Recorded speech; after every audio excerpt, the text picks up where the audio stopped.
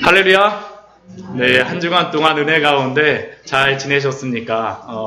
저희 교회 주일 예배에 참석하신 분들 계시는데요. 성경을 안 가져오신 분들은 핸드폰이라도 꺼내갖고 이렇게 같이 좀 보시면 좋을 것 같아요. 저희가 성경 말씀을 좀 많이 찾습니다. 저희가 이 앞에 PPT로 다 같이 나누고 있지만, 말씀을 좀 찾는 부분들이 있으니까 당황하지 마시고 천천히 따라오시면 되겠습니다. 지난 한 주간 동안 저희는 소금과 빛으로 또한 여러분들이 사셨는지 여러분들에게 제가 한번 궁금합니다. 한 주간 소금과 빛으로 살아가셨습니까? 아유, 대답이 없으시네요. 할렐루야에 대해서는 아멘으로 하시는데 예, 저희가 소금과 빛으로 이 땅에서 살아간다라고 하는 것들, 소금으로서 짠맛을 세상에서 내고 또한 부패를 방지하는 그러한 삶들, 빛으로서 하나님의 영광을 드러내는 그러한 삶들을 살아간다라고 하는 것이 그렇게 쉽지는 않습니다. 그러나 우리가 소금과 빛으로 살아간다라고 우리가 이야기하는 것은 단순히 그냥 소금과 빛으로 살아야지 됩니다. 잘 살아야지 됩니다. 그런 게 아니라 우리에게 기준이 있다라는 것을 지난주에 저희는 말씀을 통하여서 같이 나누었습니다. 그 기준이 무엇이었습니까? 바로 하나님이 우리에게 주신 신구약의 말씀입니다. 율법과 선지자라고 예수님이 그 앞에서 말씀하여 주셨었는데, 그 율법과 선지자는 다른 것이 아니라 바로 신구약의 말씀이 우리가 소금과 빛으로서 살아가는 그러한 우리의 기준이요, 우리가 살아가는 방법입니다. 그렇기에 예수님께서는 지난주에 우리 오늘 말씀을 우리 마태복음 5장 21절서부터 26절까지의 말씀을 보았지만, 그 앞에 우리 17절부터 20절까지의 말씀을 보게 되면 예수님은 그 율법이나 선지자를 폐하러 오신 분이 아니라 어떻게 하시기 위해서 오셨다고 말씀하십니까? 완전하게 하시기 위하여서 이 땅에 오셨고, 그렇게 예수님이 우리에게 전하여 주셨던 그 모든 말씀, 또한 그 모든 율법은 결코 예수님의 말씀과 또한 예수님이 우리 행하셨던 그러한 모든 삶들과 결코 모순이 되거나 그것으로부터 떠나는 그러한 부분들이 없습니다. 예수님의 삶은 하나님의 말씀에 순종하시는 삶이었었고, 또한 예수님의 말씀은 하늘에서 하나님께서 예수님께 전하라고 말씀하여 주신 그 말씀을 그대로 전하시는 그러한 말씀이었습니다. 예수님은 그렇기에 성경의 말씀을 완전하게, 온전하게 사시는 그러한 삶이었고 완전하게 성취하시는 그러한 분이었습니다. 그런데 예수님이 이렇게 사셨음에도 불구하고 우리가 사복음서의 여러 말씀들을 보게 되면 바리새인과 서기관들은 예수님은 어떻습니까? 예수님이 하나님의 말씀을 순종하지 않는다라고 예수님을 비난하기도 하고 예수님을 정죄하기도 하고, 결국 그러한 것들 때문에 예수님을 십자가에 못 박게 되었습니다.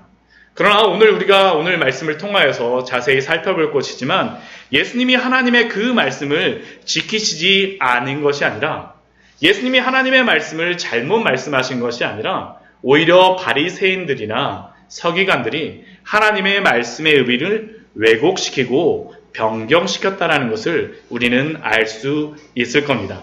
그런데 참된 율법의 완성자이자 성취자이신 예수님이 그 빛을, 그 율법의 뜻을 사람들에게 쫙 전하자 그 바리새인과 서기관들의 마음이 어땠었냐 하면, 올바른 말씀이 들어오자 마음이 너무 부딪히는 거예요. 네, 부딪힙니다. 그러다 보니까 예수님에 대하여서 이렇게 비난하고 예수님을 이렇게 싫어하고 예수님을 이렇게 결국에는 십자가에 못 박기까지 하였습니다. 그런데 우리가 잘 생각해 보시면 우리가 바리새인이나 서기관들이 그렇다라고 이야기하지만 솔직히 우리들도 그것과 많이 다르지 않다라는 것을 우리가 발견합니다. 정말 말씀을 읽다 보면 우리가 별로 그렇게 다르진 않아요. 오늘 율법과 그러한 선지자, 예수님이 특별히 이 마태복음 21장 말씀서부터 이후에는 특별히 십계명의 그러한 말씀들을 가지고, 율법을 가지고 예수님이 다시 그 율법의 참된 의미가 무엇인지를 우리에게 설명하여 주시는데, 그 말씀 우리가 같이 나누기 전에 이 율법을 왜 우리에게 주셨고 이 율법을 주신 이유가 무엇인지를 조금 여러분들과 오늘 본론에 들어가기 전에 여러분들과 좀 나누기를 원합니다. 아마 여러분들이 성경을 읽어보시다 보면 한 번이라도 한번 성경을 일독해보시다 보면 질문이 들을 수밖에 없는 그러한 것이 있어요. 예수님께서는 율법을 다 지키라고 말씀하셨지만 실제로 우리가 말씀을 읽다 보면 이 율법에 대해서 몇 가지 의문이 드는 그러한 것이 드는 것들이 있습니다. 예, 제가 여기에 대해서 율법에 대해 궁금한 점이 있어요. 뭐 이렇게 적어놨지만 첫 번째 우리의 그러한 질문은 무엇이냐 하면 우리가 예수님은 율법을 폐하러 오신 것이 아니라 완전하게 하러 오셨다라고 예수님께서는 말씀하시는데 그런데 막상 우리가 성경을 읽어가다 보면 성경에서 율법에 대해서 어떻게 말하는 경우가 있습니까? 별로 좋지 않은 것처럼 이야기하는 경우가 있습니다. 기억이 안 나세요? 한번 말씀을 한번 찾아보도록 하겠습니다. 우리 갈라디아서 우리 말씀을 한번 찾아보겠습니다. 갈라디아서 말씀을 보게 되면 사도 바울이 이 율법에 대하여서 좀 이거는 지키지 않아도 되는 것처럼 그렇게 말씀을 하는 그러한 경우가 있습니다. 우리가 실제로 다 말씀을 읽다 보면 이게 고민이 될 수밖에 없어요. 그러면서 율법을 정말 지켜야 되는 것인가? 지키지 말아야 되는 것인가? 율법이 폐기되어야 될 것인가? 아니면 계속 지켜야 될 것인가? 그러한 의문이 들게 됩니다. 고린도 후서 말씀에 있습니다. 갈라디아서 2장 21절 말씀 우리 같이 2장 21절 말씀 우리 같이 한번 읽어보도록 하겠습니다. 제가 가진 성경으로는 신약 성경 304페이지입니다. 304페이지입니다. 갈라디아서 2장 21절 말씀입니다. 네. 다 찾으셨을 줄 알고 같이 읽도록 하겠습니다. 내가 하나님의 은혜를 패하지 아니하노니 만일 의롭게 되는 것이 율법으로 말미암았으면 그리스도께서 헛되이 죽으셨느니라. 우리의 구원이 율법으로 말미암았으면 그리스도께서 헛되이 죽으셨다라는 그러한 의미는 무엇입니까? 율법이 그만큼 의미가 없는 것처럼 우리에게 보여집니다. 또한 이 말씀뿐만 아니라 우리 갈라디아서 말씀에서 제가 또 한 군데를 더 찾아보겠습니다. 갈라디아서 3장 10절 말씀 우리 그 뒤에 같이 한번 보도록 하겠습니다. 갈라디아서 3장 10절 말씀입니다. 같이 읽겠습니다. 물은 율법의 행위에 속한 자들은 저주 아래에 있나니 기록된 바 누구든지 율법책에 기록된 대로 모든 일을 항상 행하지 아니하는 자는 저주 아래에 있는 자라 하였습니다. 이 갈라디아서 3장 10절 말씀은 더 강력하게 우리에게 이야기하죠. 무릇 율법의 행위에 속한 자들은 어떻습니까? 저주 아래에 있습니다. 그럼 우리가 율법을 지켜야 돼요? 말아야 돼요?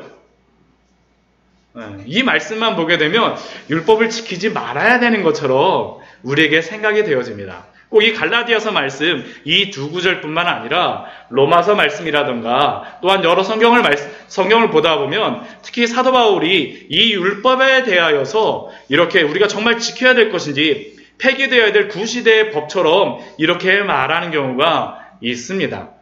그렇다면 이 율법 예수님은 분명히 폐하러 오신 것이 아니라 완전하게 하러 오셨고 모든 것을 다 지켜주셨다라고 말씀하시는데 우리가 이 율법을 정말 지켜야 될까요?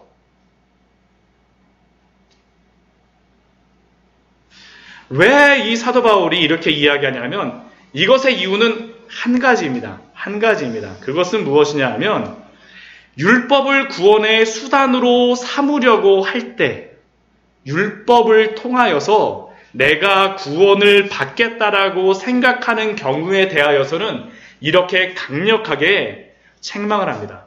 이 사도 바울뿐만 아니라 사실은 저희가 이 뒤에 오늘 마태복음 뒤에 읽을 그러한 말씀도 이 율법에 대하여서 단순히 이것을 우리가 자기의 의, 내가 하나님 앞에서 구원받는 방법으로서 율법을 지키겠다라고 하면 하나님은 분명히 책망하세요.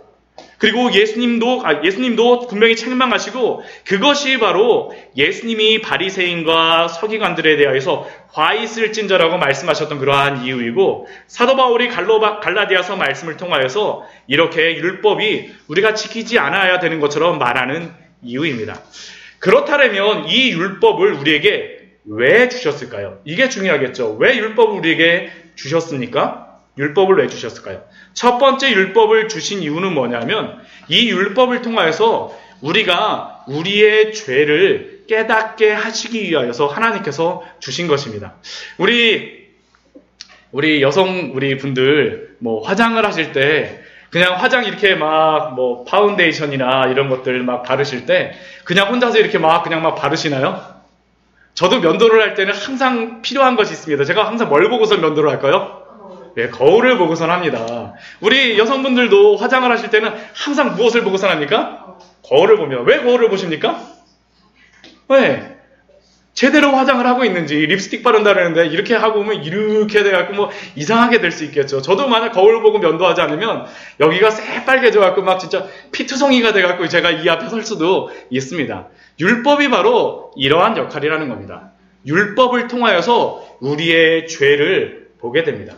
우리가 율법의 말씀을 읽을 때, 신구약의 말씀을 읽을 때 우리의 죄가 무엇인지를 하나하나 말씀해 주세요. 그것이 무엇이라고요? 율법입니다. 우리에게 거울의 기능으로서 주신 것이 바로 첫 번째 그 율법의 목적이 바로 그것입니다. 우리의 죄를 보고 깨닫게 하시기 위하여서 이 율법을 주셨습니다. 또 두 번째 율법을 우리에게 주신 그러한 이유가 무엇이겠습니까? 그것은 다른 것이 아니라 우리로 하여금 두려운 마음을 갖게 하여서 하나님의 그 뜻을 잘 순종하기 하기 위하여서 이 율법을 주신 것입니다. 이것도 제가 하나 예를 든다면 제가 막 운전을 하고 가다가도 이 T맵에서 막 깜빡깜빡거리면서 막 소리가 나올 때가 있어요. 언제 소리가 나오냐면 전방 500m 앞에 과속 카메라가 있습니다. 그럼 저는 어떻게 할까요? 물론 제가 100km 이하로 항상 다니긴 하지만 고속도로 가다가 그 이야기를 들으면 어떻게 합니까? 한 100km 가다가도 괜히 그냥 90km 정도로 쭉 줄여요. 왜 그래요? 이걸 보면서 조심하는 겁니다. 두려운 마음이 있는 거예요. 그 괜히 벌금이라도 내면 이거 안 되지. 하나님께 드려야 될 이 헌금인데 이거 뭐 아니면 우리 하나님께 아니면 우리의 그 여러 가지 사용할 그러한 것들인데 내가 이렇게 하면 안 되지 하면서 우리가 주의하게 되어집니다. 이러한 율법이 바로 이러한 기능입니다. 우리로 하여금 죄로 벗어나지 않게 하기 위해서 금을 거두는 거죠. 금을 거두는 겁니다. 하나님께 순종하게 하기 위해서 율법을 통하여서 죄를 알게 되고 그 율법을 통해서 하나님의 뜻에 순종하게 합니다. 두려운 마음을 주므로 말미암아. 세 번째 이 율법을 주신 그러한 이유가 있습니다. 그것은 무엇이냐면 거듭난 자들에게 이게 가장 어떻게 보면 제가 중요한 이유인 것 같아요. 이게 본래적인 그러한 이유입니다. 거듭난 자들, 예수님을 믿는 사람들에게 율법을 지키는데 단순히 두려운 마음으로만 지키게 되면 어떻게 될까요? 굉장히 힘들어요. 만약 제가 여러분들이 이제 주일날 예배를 나오시고 뭘 하시는데 집사님 교회 안 나오시면 당신 지옥 가십니다. 그래서 제가 막 이렇게 여러분들에게 막 설교하고 힘들게 하면 여러분들 어떻게 되겠습니까?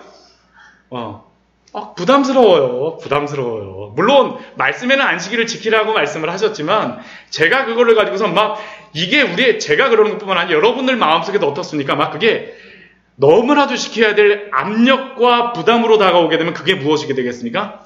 짐이 되어집니다. 짐. 근데 하나님이 우리에게 율법을 주신 이유는 무엇일까요?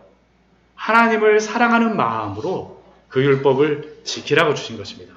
두 번째는 우리가 그냥 예수님을 믿지 않아도 그냥 지킬 수 있는 것일지 모르겠지만 세 번째의 이유는 무엇이냐면 하나님을 사랑하는 마음으로 정말로 하나님을 사랑하기 때문에 그것을 지켜주는 겁니다. 우리도 그렇습니다. 우리의 자녀들이 무엇인가를 하고 싶어요. 아니면 사랑하는 아내나 남편이 어떤 걸 좋은 걸 있으면 저 같은 경우는 예전에 결혼하기 전에 생선을 별로 좋아하지 않았습니다. 근데 지금 생선을 잘 먹어요. 왜냐하면 저희 아내가 생선을 좋아하거든요. 이것처럼 사랑하기 때문에 저희 입맛도 바꿔주는 것입니다. 우리가 하나님을 사랑하게 되면 하나님의 그러한 뜻, 하나님의 말씀을 어떻게 하게 될까요? 지키게 됩니다. 율법을 주신 이유는 나를 사랑함으로 말미암아 그 마음 안에서 그 율법을, 그 말씀을 지키라는 겁니다. 이게 바로 하나님이 우리에게 율법을 주신 그러한 목적입니다. 그런데 율법을 이러한 목적으로 주셨다라 그래도 우리가 또 말씀을 읽다 보면 또 궁금한 것이 생길 때가 있습니다. 그것은 무엇이냐 하면 이 성경 말씀을 여러분들 쭉 읽다 보면 구약 성경에 나와 있는 이 말씀, 율법들을 정말 다 지켜야 되나라는 그런 생각이 들 때가 있습니다. 제가 이렇게 이야기하니까 이건 또 무슨 얘기예요? 여러분들 그렇게 생각하실지 모르겠는데 제가 이렇게 말씀드리는 이유가 있습니다. 여러분들 한번 모세오경을 한번 쭉 펴서 한번 읽어보십시오. 그 모세오경 잘 읽다가 창세기, 출애굽기 처음까지는 막 하나님께서 막 구원하시고 잘 하시는데 바로 뒤에 한 25장서부터 나오는 게 20장서부터 나오는 게 뭐냐면 십계명 나오고 그 다음에 성막을 어떻게 만들라라고 나옵니다. 그 말씀을 보면 어때요? 이걸 내가 읽어야 되나? 말아야 되나? 우리 교회 이전해야 된다는데 우리 교회 성막 쳐야 되나? 우리 교회 텐트 쳐야 되나? 막 그런 생각 듭니다. 예. 진짜 그래요. 하나님의 말씀이 물론 모세오경에 나와 있는 그러한 말씀들을 다 지키라고 말씀하셨지만 실제로 그 말씀을 다 지켜야 되냐라고 우리가 읽다 보면 고민이 되어집니다. 이게 정말 왜 주셨을까? 이 말씀을 왜 주셨을까? 근데 우리가 이 말씀, 이 율법의 말씀, 구약의 말씀을 하나님이 주신 이 율법을 보통 그 사람들이 한 3가지 정도로 다 분류를 합니다. 하나님께서도 실제로 한 3가지 정도로 다 분류해서 우리에게 말씀해 주세요. 우리가 말씀을 잘 읽다 보면 이 율법이 한 3가지 정도로 다 분류되는데 첫 번째는 무엇이냐면 의식법이 나와 있습니다. 의식법. 의식법은 무엇일까요? 우리의 정신에 대한 법일까요? 그것이 아니고 의식법은 무엇이냐면 우리가 하나님께 구약시대 때 하나님께 드렸던 종교의식과 관련해서 드렸던 그러한 율법입니다. 쉽게 얘기하면 지금은 우리가 주일날 이렇게 예배를 보통 드리지만 구약시대에는 하나님 앞에 가서 직접 예배를 드릴 때가 언제냐면 6월절, 77절, 장막절 이렇게 이러한 그 절기에는 하나님 앞에 나오라고 합니다. 근데 우리는 여러분들 6월절, 77절, 장막절이 뭔지 아세요?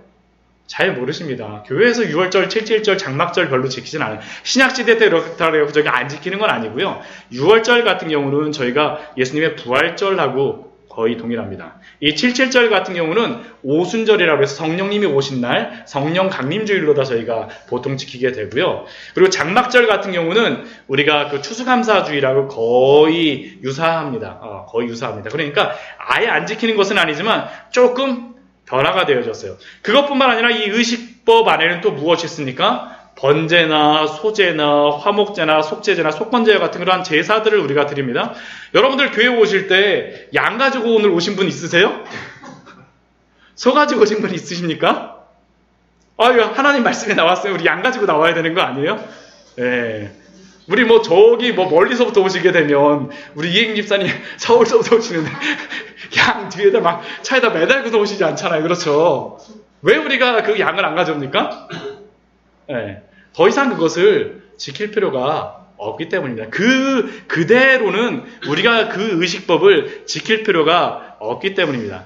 이러한 구약시대 때 이루어졌던 종교의식이라든가 형식적인 이러한 의식들, 예배에 관련 의식들은 더 이상 현대에 지키지 않습니다. 왜 그렇습니까? 이러한 종교의식에 대한 이 율법은 예수 그리스도를 통하여서 이미 다 성취되었기 때문입니다. 우리가 마태복음 우리 오늘 말씀에 보게 되면 예수님이 모든 말씀을 다 완성하셨다고 17절 말씀에서 말씀하시잖아요. 마태복음 5장 17절 말씀 보면 내가 율법이나 선제를 폐하러 온 줄로 생각하지 말라. 폐하러 온 것이 아니요 완전하게 하려 함이라. 이것은 예수님이 단순히 순종하셨다는 그러한 의미도 있지만 이 구약의 그러한 기본적인 이러한 의식법들은 예수님께서 다 어떻게 하셨다는 겁니까? 성취하셨다는 겁니다. 그러니까 이 의식법적인 그러한 부분들은 우리가 종교의식으로서 우리가 예배로서 직접 드리지는 않습니다. 그렇다려 갖고 이 모든 종교의식, 예배에 대한 이 의식들이 완전히 의미가 없을까요? 그렇지는 않습니다. 우리가 비록 이 소제와 번제와 속죄제와 속건제 이러한 것들을 직접 드리지는 않지만 이것을 드렸던 이유가 무엇입니까? 예수 그리스도의 십자가죠. 십자가. 우리가 그러한 제사의 그러한 법을 보면서 예수 그리스도가 십자가에 못 박히신 것이 바로 나를 위한 것이구나. 만약 그렇지 않았으면 우리가 이 양과 소와 같이 우리가 죽었어야 되는데 예수 그리스도가 십자가에 못 박히심으로 말미암아 나를 구원하신 것이 바로 지금 우리의 예배구나라는 것을 우리가 생각하게 되면 어떻습니까? 은혜가 되어지는 겁니다. 그러니까 그 의미상에서 이 의식법들은 우리의 말씀에 의미가 있습니다.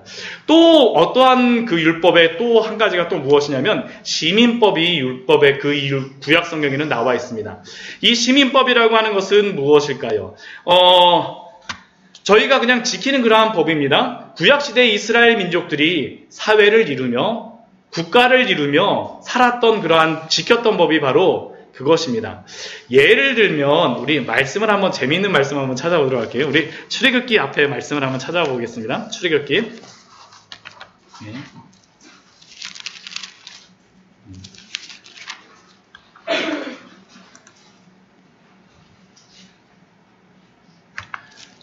출애굽기 22장에 아마 나와 있을 것 같습니다.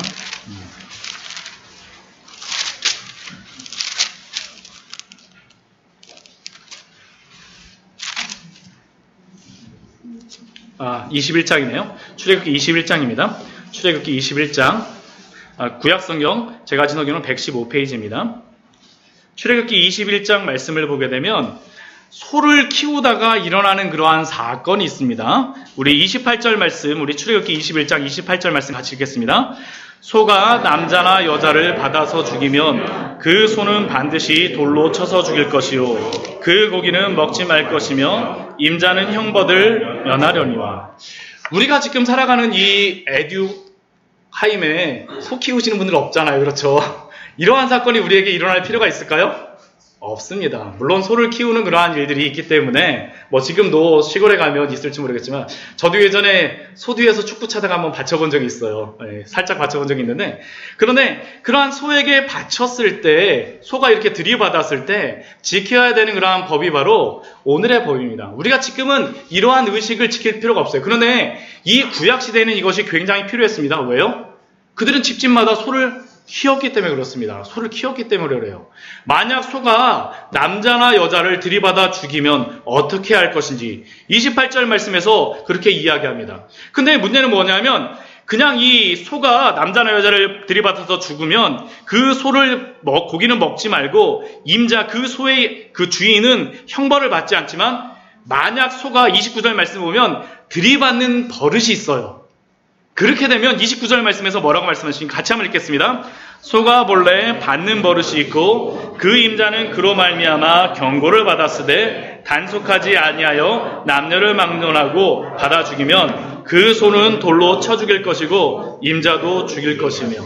굉장히 무서운 말씀이긴 하지만, 그러나 이 들이받는 버릇이 있는 소는 어떻게 하라는 겁니까? 주인이 잘 관리하라는 겁니다. 잘 관리하라는 거예요. 그렇다고 이것을 들이받는 소가 있다고 지금 그 사람을 막 죽인다면 지금 큰일 나겠죠. 그렇죠. 이것을 직접 우리가 적용은 할 수 없습니다. 이것뿐만 아니라 이 뒤에 보게 되면 소가 소를 들이받았을 때에 대한 그러한 이야기도 이 뒤에 35절 뒤에 보면 나옵니다. 그런데 이 말씀은 우리가 직접 지킬 수는 없지만, 왜 그렇습니까? 사회가 복잡해지고 문화가 많이 바뀌었기 때문에 직접 지킬 필요는 없지만, 그러나 이것이 우리에게 의미가 있기도 합니다. 어떤 때 의미가 있습니까? 우리가 지금 여기서 에듀하임에서 소는 키우지 않지만 뭐는 많이 키우세요? 강아지, 개는 많이 키웁니다. 그렇죠. 그런다면 우리가 개를 키우는, 그러한 강아지를 키울 때 다른 사람을 물거나 아니면 다른 사람을 무섭게 하거나 그러한 버릇이 있다면 어떻게 되겠습니까? 하나님께서 그거를 기뻐하시지 않는다라는 것을 우리에게 분명히 알려주시는 것이죠. 그러니까 이 시민법의 그러한 의미는 그 의미 자체가 없는 것이 아니라 그 의미의 본질이 무엇인가라는 것들을 우리가 잘 확인함으로 말미암아 그것을 지켜야 됩니다. 또 세 번째 그러한 그 성경에서 율법을 이야기하는 게 무엇이냐 하면 도덕법입니다. 도덕법. 이 도덕법 같은 경우에는 우리가 보통 이야기하는 십계명의 그러한 말씀입니다. 우리의 마음에 윤리적인 그러한 일들, 윤리적인 그러한 것들. 이 십계명의 말씀은 지금도 어떻게 할까요? 유효한 법입니다. 앞에 있었던 그러한 시민법이라든가 의식법 같은 경우 우리가 직접 그것을 지킬 필요는 없지만 이 십계명의 말씀은 어떻게 해야 될까요? 우리가 실제로 다 거의 문자 그대로 지켜야 됩니다. 왜냐하면 이 도덕이나 윤리라고 하는 것은 시간이 변한다고 해서 변할까요? 변하지 않습니다. 그렇기 때문에 우리가 이 도덕법은 우리가 지켜야 됩니다. 안식일을 거룩하게 지키라. 내 부모를 공경하라. 살인하지 말라. 이러한 십계명의 그러한 율법들은 우리에게 지금도 유효하게. 그러나 우리가 이 율법들을 이 도덕법을 지킬 때는 어떻게 해야 됩니까? 억지로 지키는 것이 아니라 하나님을 사랑하는 마음으로 지켜야 된다라는 것이 바로 하나님께서 이 율법들을 통해서 우리에게 주시는 그러한 말씀입니다. 그런데 이 율법을 주실 때 우리의 의를 세우기 위하여서 특별히 이 도덕법을 주실 때 의를 세우기 위해서 지키는 것이 아니라 억지로가 아니라 하나님을 사랑하는 마음으로 지켜야 되는데 이것에 대해서 잘못하였던 사람이 누구일까요? 바로 바리새인과 서기관들이 이것에 대해서 잘못하고 이것 때문에 예수님에게 책망을 받게 되었습니다. 우리 오늘 말씀을 보게 되면 21절 말씀을 보게 되면 바리새인과 서기관들이 이 율법에 대하여서 특별히 오늘은 이 율법 가운데서 도덕법 가운데서 예수님 그 십계명의 5번째 계명 살인하지 말라라는 그 계명에 대해서 예수님이 우리에게 참된 그러한 의미를 말씀하여 주시는데요. 이 바리새인과 서기관들이 잘못된 해석을 한 것을 예수님이 우리에게 알려주십니다. 우리 5장 21절 말씀 우리 같이 한번 읽어보도록 하겠습니다. 마태복음 5장 21절 말씀입니다. 앞에도 있습니다. 옛사람에게 말한 바 살인하지 말라. 누구든지 살인하면 심판을 받게 되리라 하였다는 것을 너희가 들었으나. 여기서 우리가 이 21절 말씀만 보게 되면 그 바리새인과 그 서기관들이 이렇게 회당에서 가르쳤었는데 잘못된 부분이 있는 것 같습니까? 제대로 잘 가르친 것 같아요. 그렇죠. 제대로 잘 가르친 것 같습니다. 근데 예수님이 여기에 대해서 잘못된 부분이 있다고 말씀하십니다. 그것이 무엇일까요? 먼저 우리 21절 처음에 보면 예수님께서 옛사람에게 말한 바라고 이렇게 말씀하십니다. 왜 이게 옛사람에게 말한 바라고 이렇게 예수님께서 말씀하실까요? 이거는 모세가 말한 바라는 그러한 의미보다는 어떠한 의미냐 하면 이전에 이 바리새인과 서기관들의 그 이전의 사람들 이 율법을 해석하였던 처음에 그러한 바리새인과 서기관들 이스라엘에 지금 가게 되면 그 탈무드라든가 미드라시아 같은 그러한 여러 가지 문헌들이 있는데 그들의 그 율법을 해석한 바에 따르면 살인하지 말라. 누구든지 살인하면 심판을 받게 되리라 하였다라는 것을 이야기하였다는 겁니다. 근데 이것을 왜 예수님께서 말씀하시냐면 이것이 바로 서기관들이나 바리새인들이 회당에서 설교하는 방법이었습니다. 옛사람이 이렇게 말하였습니다. 이렇게 시작을 해요. 옛사람이 말한 바. 그들의 권위를 어디로부터 두냐 하면 하나님의 말씀으로부터 두는 것이 아니라 옛사람들이 말한 그러한 권위에 그들이 두고 있습니다. 근데 이 바리새인과 서기관들이 옛사람에게 말한 바라면서 이들이 이렇게 해석하는 그러한 이유가 있습니다. 왜냐하면 지금은 이스라엘에 가게 되면 어떤 언어를 쓰냐면 히브리어를 사용합니다. 지금 히브리어를 사용해요. 근데 이 히브리어를 100년 전만 해도 이스라엘 사람들이 사용했을까요? 사용하지 않았습니다. 거의 2500년 동안 히브리어가 사용이 되어지지 않았어요. 언제부터 이것이 사용되어지지 않았냐 하면 바벨론에게 포로가 되어진 후서부터는 이스라엘 사람들이 히브리어를 사용하지 않았습니다. 바벨론에 70년 동안 포로가 되어 있었는데 그 70년의 기간 동안 이 히브리어를 사용하지 않다 보니까 사람들이 히브리어를 말할 수 없게 되고 또 히브리어를 어떻게 됩니까? 읽을 수가 없게 됩니다. 그러니까 글을 아는 사람들, 서기관들과 같은 사람들이 이 히브리어를 해석하기 시작합니다. 옛사람이 말한 바라고 하면서 이렇게 해석을 하고 이것을 이야기하기 시작하는 겁니다. 그러면서 그들이 하였던 그러한 잘못이 무엇이냐 하면 이 살인하지 말라라고 하는 이 말씀을 통하여서 그들이 그것에 대해서 자신의 의견들을 덧붙이기 시작했어요. 두 가지의 이들의 잘못이 있는데 첫 번째는 이들이 자신들이 살인하지 말라라는 이 6번째 계명을 지키는 그러한 것을 단순히 무엇에만 한정을 시켰냐 하면 살인하지 말라라는 그 일에만 한정을 시켰습니다.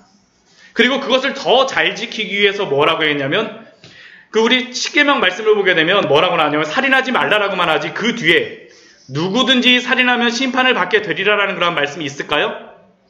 없습니다. 네, 출애굽기 우리 한번 못 믿으시는 것 같은데 제가 한번 보여드릴게요. 출애굽기 20장 말씀입니다. 출애굽기 20장 말씀에 보면 이런 말씀이 출애굽기 20장 13절 말씀을 보게 되면 하나님께서 이 살인하지 말라라는 말씀을 뭐라고 말씀하시냐면 우리 13장을 같이 읽겠습니다. 시작. 살인하지 말라. 그 뒤에 누구든지 살인하면 심판을 받게 되리라 있습니까? 없어요. 없어요. 이들이 이것을 붙인 이유가 무엇이겠습니까? 더 잘 지키라고 사실은 붙였는데 이들이 이것을 이렇게 한 이유는 뭐냐면 살인하지만 않으면 그들이 무엇이라는 거예요? 하나님의 율법을 잘 지킨다라는 것으로서 그들이 생각하였던 겁니다. 그러니까 결국 살인하지 말라라는 것을 더 엄격하게 붙인 것처럼 보이지만 자신들은 살인하지만 않으면 율법을 잘 지킨다라고 생각하고 나는 하나님 앞에서 그러니까 의로운 사람이야. 오늘도 살인하지 않고 잘 지냈네. 여러분들 살인하지 않고 어제까지 잘 지내셨습니까? 네. 잘 지내셨죠. 그럼 우리는 의로운 사람이네 하고 이 바리새인과 서기관들이 생각했던 겁니다.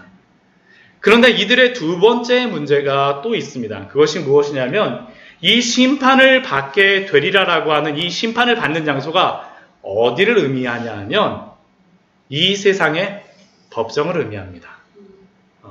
하나님의 법정이 아니라 이 세상에서 너희가 만약 살인을 하면 이 세상 법정에서 너희가 심판을 받을 거야. 그러니까 우리들은 하나님의 말씀을 잘 지켜야지 돼. 살인하면 안 돼. 이게 바로 이들이 주장하였던 그러한 의미입니다. 그렇다면 예수님께서 여기에 대해서 말씀하시는 그러한 살인하지 말라의 본래적인 그러한 의미가 무엇이겠습니까? 이것에 대해서 예수님이 이들의 잘못을 알려주시는 거예요. 무엇이라고 예수님께서 말씀하시니까 우리 22절 말씀 같이 한번 읽어보겠습니다. 나는 너희에게 이르노니 형제에게 노하는 자마다 심판을 받게 되고 형제에 대하여 라가라는 자는 공회에 잡혀가게 되고 미련한 놈이라 하는 자는 지옥불에 들어가게 되리라. 예수님께서는 결국 이 말씀을 통하여서 알려주시는 그러한 말씀이 무엇입니까? 단순히 살인하지 말라라는 그 행위뿐만 아니라 우리의 마음조차 어떠느냐라고 말씀하여 주시죠. 그런데 우리 22절 처음을 보게 되면 우리 바리새인과 서기관들이 해석하는 것과 틀린 점이 있습니다. 예수님은 뭐라고 시작하세요? 나는 너희에게 이르노니. 이전에 그 바리새인과 서기관들은 그들의 권위의 근거가 무엇이었습니까? 옛사람이 말한 바, 우리의 조상들이 말한 바. 근데 예수님은 누구로부터 그 권위가 나오는 겁니까? 예수님 자신으로부터 나옵니다. 권위 있는 분이십니다. 예수님은 하늘에 그 말씀을 직접 말씀해 주신다는 거예요. 이 권위가 그냥 이전에 말했던 누가 해서가 아니라 나는 너희에게 이르노니. 그래서 예수님이 산상수훈 말씀을 다 마치셨을 때 7장 28절 말씀을 보면 그 산상수훈 가장 마지막 뒤에 보게 되면 이러한 말씀이 있습니다. 우리 마태복음 7장 28절 29절 한번 같이 읽겠습니다. 우리 산상수훈 말씀을 다 마치셨을 때 모든 사람들의 그 사람들의 그러한 느낌이 있었습니다. 감동된 것이 있었습니다. 우리 같이 읽겠습니다. 28절 29절. 예수께서 이 말씀을 마치시고 무리들이 그의 가르치심에 놀라니 이는 그 가르치시는 것이 권위 있는 자와 같고 그들의 서기관들과 같지 아니하니라. 예수님은 어떤 분이세요? 권위 있는 겁니다. 권위. 왜 그렇습니까? 옛사람이 말한 것이 아니라 예수님으로부터 권위가 나왔다라는 겁니다. 그렇게 우리는 누구의 말을 들어야 됩니까? 예수님의 말씀을 들어야 돼요. 오늘 22절 이후의 말씀을 가지고 여러분들은 살인하지 말라라는 것을 지키고 살아가셔야 됩니다. 이 기준에서. 왜요? 예수님이 우리에게 말씀하셨기 때문입니다. 그러면 이 예수님이 말씀하시는 살인하지 말라라는 본래적인 의미는 무엇입니까? 우리의 마음으로부터 살인이 나온다라는 겁니다. 형제에게 노하는 자마다 심판을 받게 되고, 지난 한 주 동안 한 번도 화내지 않으신 분 한번 손 한번 들어보십시오. 한 번도 화내지 않으신 분. 예. 제가 주일학교에서 항상 이거 물어보거든요. 그럼 막 이렇게 막 손 들었다가도 엄마한테 물어본다 그러면 지금 내려요. 지금 내립니다. 네. 물론 손 들고 싶으신 분 계실지 모르겠어요. 네, 지난 평생 동안. 근데 예수님께서는 뭐라고 말씀하십니까? 살인의 그러한 의미가 우리의 마음으로부터 노하냐 안 하냐 그것을 우리에게 말씀하시는 겁니다. 첫 번째 살인을 저질렀던 그러한 성경의 인물이 있습니다. 그 인물이 누구입니까? 가인입니다. 가인이 살인을 할 때 하나님께서 그에게 말씀하시는 것이 있어요. 우리 창세기 4장 말씀 우리 같이 한번 읽어보겠습니다. 이게 마음으로부터 나온다라는 것을 우리 첫 살인서부터 하나님께서 분명히 말씀하여 주세요. 우리 창세기 우리 4장 우리 5절, 6절, 7절 말씀 우리 같이 한번 읽겠습니다. 창세기 4장 5절, 6절, 7절 말씀입니다.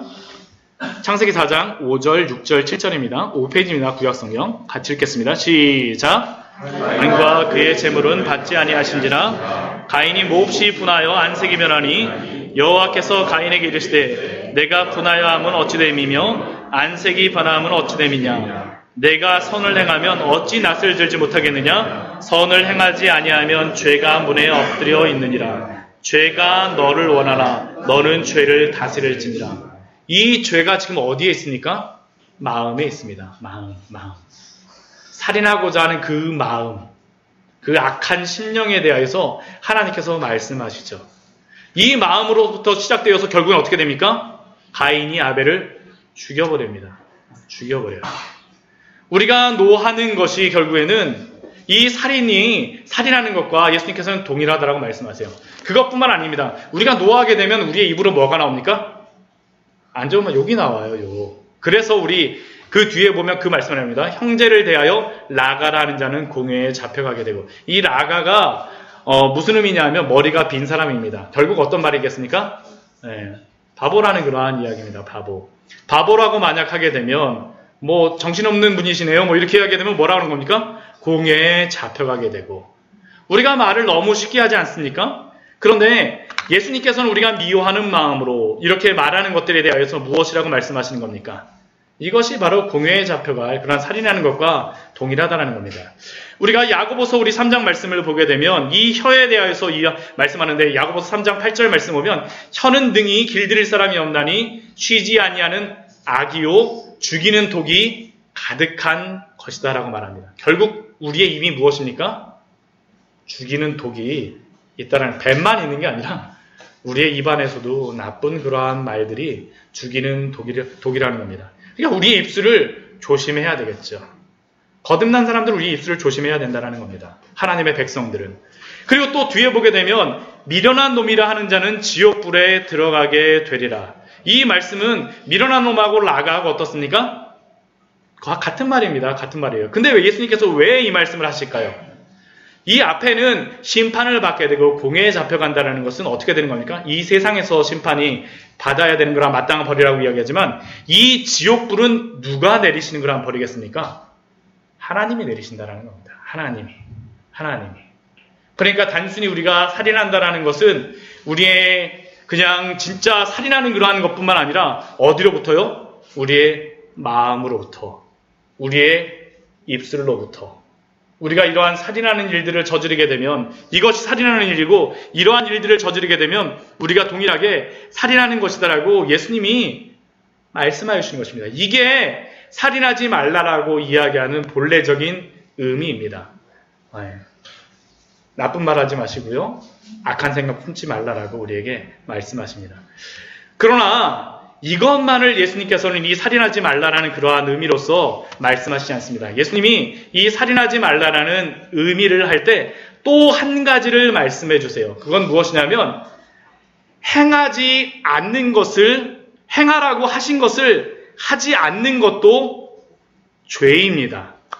이게 23절과 24절의 말씀입니다. 우리 23절, 24절 말씀 같이 한번 읽겠습니다. 이거 굉장히 중요합니다. 그러므로 예물을 제단에 드리려다가 거기서 내 형제에게 원망 들을 만한 일이 있는 것이 생각나거든 예물을 제단 앞에 두고 먼저 가서 형제와 화목하고 그 후에 와서 예물을 드리라. 우리가 형제를 사랑하는 것, 살인하지 않는 것의 반대는 무엇이겠습니까? 형제를 사랑하는 것이겠죠. 그렇죠. 근데 형제에 대해서 어떻게 합니까? 사랑하는 것이 어떻게 합니까? 살인하지 않는 것이에요. 우리는 살인하지 않기 위해서 형제를 사랑해야 됩니다. 원망하지 말아야 돼요. 미워하지 말아야 돼요. 그런데 어떻게 됩니까? 사랑하지 않는 것. 그것도 죄라는 거죠. 근데 그 형제를 마음 아프게 하고 원망하게 하는 그러한 일을 행하고 나서 우리가 그것을 마음에 꺼림직하면 어떠한 것들을 여러분들 많이 하십니까? 예물을 제단에 드리려고 하는 거예요. 나쁜 짓 하게 되면 하나님 제가 이런 죄를 졌는데요. 제가 헌금을 더 드릴게요. 저의 죄를 용서해 주세요. 아니면 제가 이런 죄를 졌는데요. 오늘 수요예배도 나가고 새벽 예배도 나가고 뭐도 하고. 근데 예수님께서 말씀하신 것이 무엇입니까? 예물을 제단에 드리려다가 원망 들을 만한 일이 있는 것이 생각나거든 뭐라고 말씀하세요? 형제와 화목하게 하고 그 후에 와서 예물을 드리라. 단순히 우리가 하나님께만 회개하는 것으로서 끝나는 것이 아니라 우리가 잘못한 형제에게 가서 죄를 비는 것도 반드시 필요한 게 아니라 반드시 해야 됩니다. 이게 속건제라는 예물이 제가 시간이 없어서 말씀을 못 드리지만 속건제 예물이 바로 이런 의미가 있습니다. 구약시대에. 그런데 왜 이것이 살인하는 것일까요? 이것이 왜 살인하는 의미로서 예수님이 말씀하시는 것일까요? 왜 말씀하시는 것입니까? 왜 말씀하시는 것입니까? 오늘 여러분들 이 말씀 잘 이해하고 가시면 여러분들이 굉장히 마음에 큰 정말 위안도 받으시고 여러분들의 삶에 대한 기준도 많이 발견하실 수 있을 것입니다. 우리 잠언 말씀 우리 한번 찾아보도록 하겠습니다. 잠언 말씀입니다.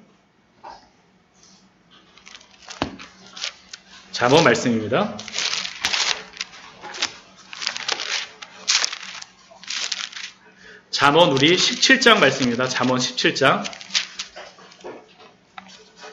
22절 말씀입니다. 저는 제가 항상 다른 사람의 마음을 아프게 하거나 제가 다른 사람을 미워하거나 막 그런 생각이 날 때마다 이 말씀을 항상 읽습니다. 잠언 말씀입니다. 제가 진 성경은 구약성경 930페이지입니다. 잠언 17장 22절 말씀입니다. 잠언 17장 22절 말씀입니다. 왜 이것이 살인하는지를 우리는 여기로부터 알 수 있습니다. 잠언 17장 22절 말씀입니다. 같이 읽겠습니다. 마음의 즐거움은 양약이라도 심령의 근심은 뼈를 마르게 하느니라. 우리 마음의 즐거움은 양약이지만 심령의 근심은 어떻게 합니까? 뼈를 마르게 해요. 우리 비슷한 말씀이 또 있습니다. 앞에 우리 잠언 14장 30절 말씀입니다. 거의 비슷한 말씀을 우리에게 또 주세요. 우리 잠언 14장 30절 말씀입니다. 앞에 보면 있습니다. 같이 읽겠습니다. 평온한 마음은 육신의 생명이나 시기는 뼈를 썩게 하느니라. 이 시기라는 것이 무엇입니까? 다른 사람을 미워하는 것이에요. 원망하는 것이에요. 우리는 시기를 하고 원망을 하게 되면 오늘 말씀으로도 하게 되면 무엇입니까? 다른 사람을 살인하는 겁니다. 다른 사람을 살인하는 것과 동일해요. 너가 마음으로 다른 사람을 미워하면 살인하는 것과 같다라고 예수님이 분명히 말씀해 주세요. 근데 잘 생각해 보십시오. 오늘 잠언 말씀을 보게 되면 14장 30절 말씀을 보게 되면 다른 사람을 시기하고 미워하는데 누구의 뼈가 썩고 있습니까 지금? 내 뼈가 썩고 있어요. 우리는 다른 사람을 미워함으로 말미암아 다른 사람을 죽이고 있다라고 생각하지만 사실은 누구를 죽이고 있는 것일까요? 자신을 죽이는 것입니다. 자신을. 그러니까 이게 예수님이 다른 사람에게 원망하지 말라라고 말씀하시는 것은 이것과 동일해. 너가 다른 사람을 죽이는 것 같지만 사실은 누구를 죽이는 거예요? 나 자신도 죽이는 거예요. 다른 사람도 죽이지만 누구도 죽이는 겁니까? 나도 죽이는 겁니다. 살인하는 겁니다. 나를 죽이는 거예요. 나를 죽이는 거예요. 그리고 이것을 만약 내 옆에 있는 형제가 나를 미워해요. 우리 23절, 24절 말씀 그거잖아요. 원망 들을 만한 일을 여러분들이 하셨습니다. 그럼 그 형제가 여러분들을 향해서 막 미워하는 일이 있어요. 그러면 그 형제의 뼈는 어떻게 되고 있을까요? 썩고 있는 겁니다. 썩고 있어요. 그럼 여러분들은 어떻게 하는 거예요? 여러분들이 원망 들을 만한 일을 그에게 함으로 말미암아 그 사람이 죽고 있는 겁니다. 굉장히 중요합니다, 여러분들. 굉장히 중요한 그러한 말씀입니다. 우리가 미워하여서 살인하고 있다라, 우리가 살인하지는 않는다라고 하지만, 우리가 만약 다른 사람을 미워하게 되면, 다른 사람을 살인하는 것뿐만 아니라 나를 살인하는 것이고, 또한 우리의 주변 사람으로 하여금 나를 미워하게 되면, 동일하게 그 사람을 살인하게 만든다라고 우리에게 말씀합니다. 결국 이 말씀 속에는 어떤 말씀이 있습니까? 나를 죽이는 것도 살인이고 자살에 대한 부분도 분명히 말씀하고 계십니다. 이 부분에서. 또한 남을 죽이는 것도 살인이며 우리의 마음으로 나를 힘들게 하는 것도 살인이고 다른 사람으로 하여금 그 고민하고 원망하게 함으로 말미암아 그 사람의 마음을 죽게 함으로 말미암아 어떻게 한다는 겁니까? 그것도 우리가 살인한다라는 겁니다. 살인한다라는 것이에요. 이 의미로 본다면 우리가 살인한다라는 것의 그러한 의미를 여러분들 이해하셨습니까? 우리가 어떻게 행동을 해야 될지 아셨습니까?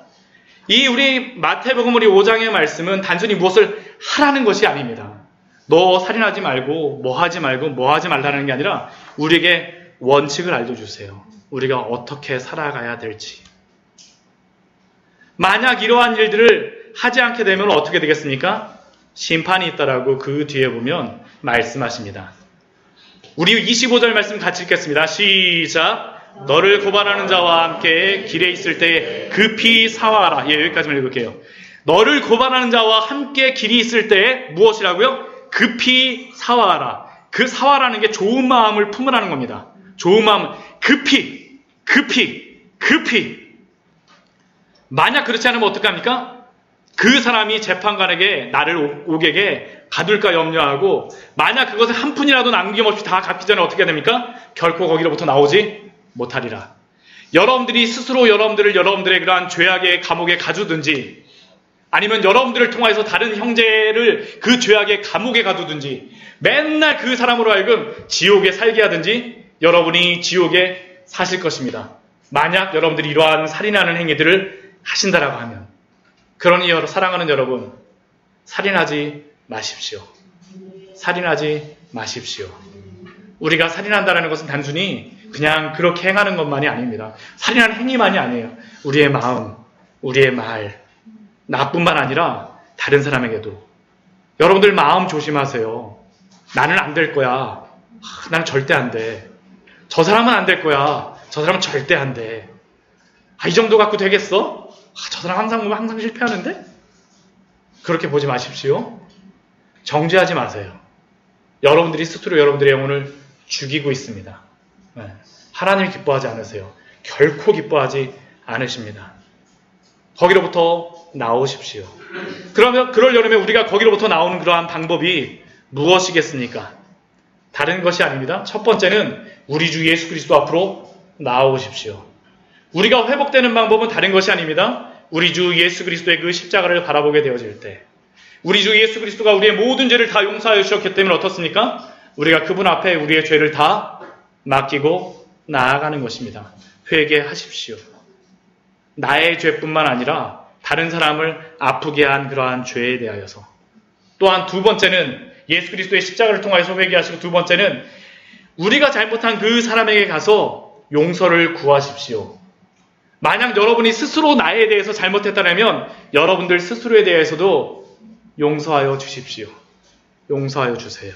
용서하여 주세요. 용서하여 주십시오. 우리 주 예수 그리스도의 그 십자가 앞에서 용서받지 못할 죄인은 없는 줄 믿습니다. 예수님 옆에 있던 바로 그 강도조차도 예수님과 십자가의 바로 옆에 있던 그 강도조차도 용서함을 받지 않습니까?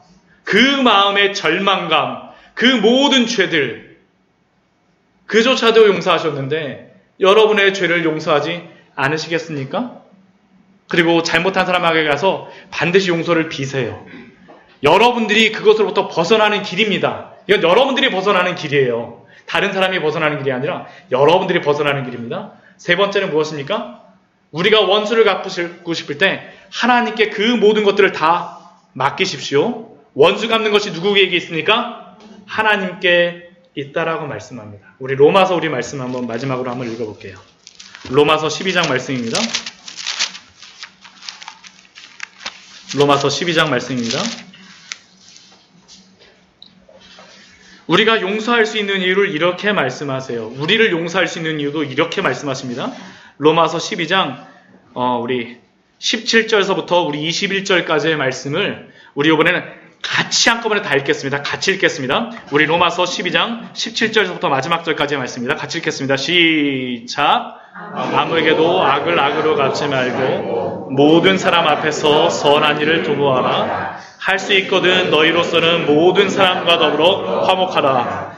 내 사랑하는 자들아, 너희가 친히 원수를 갚지 말고 하나님의 진노하심에 맡기라. 기록되었으되 원수 갚는 것이 내게 있으니 내가 갚으리라고 주께서 말씀하시니라. 내 원수가 줄이거든 먹이고 목마르거든 마시게 하라. 그리함으로 내가 숯불을 그 머리에 쌓아 놓으리라.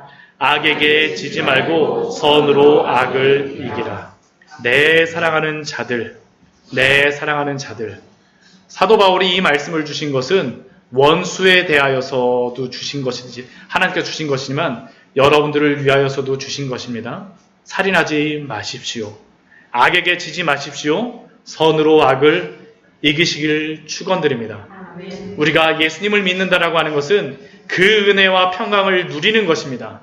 율법이라는 거 하는 것은 단순히 지킴으로써가 아니라 그 율법의 그 의미를 우리가 사랑하는 마음으로, 하나님을 사랑하는 마음으로 순종함으로 말미암아 누리는 것입니다. 로마서 1장 7절, 제가 그냥 여러분들에게 그냥 몇 구절의 말씀을 읽어드리겠습니다. 로마서 1장 7절 말씀은 이렇게 우리에게 은혜와 평강에 대해서 이렇게 말합니다. 로마에서 하나님의 사랑하심을 받고 성도로 부르심을 받은 모든 자에게, 우리도 포함됩니다. 하나님 우리 아버지와 주 예수 그리스도로부터 은혜와 평강이 있기를 원하노라. 여러분들의 것입니다. 빌립보서 4장 6절과 7절 말씀 우리에게 이렇게 말씀합니다. 아무것도 염려하지 말고 다만 모든 일에 기도와 간구로 너희 구할 것을 감사함으로 아뢰라. 그리하면 모든 지각에 뛰어난 하나님의 평강이 그리스도 예수 안에서 너희 마음과 생각을 지키시리라. 데살로니가전서 5장 23절 말씀입니다. 평강의 하나님이 친히 너희를 온전히 거룩하게 하시고 또 너희의 온 영과 혼과 몸이 우리 주 예수 그리스도께서 강림하실 때 흠없게 보존되기를 원하노라. 여러분들의 것입니다. 누리시기를 축원합니다.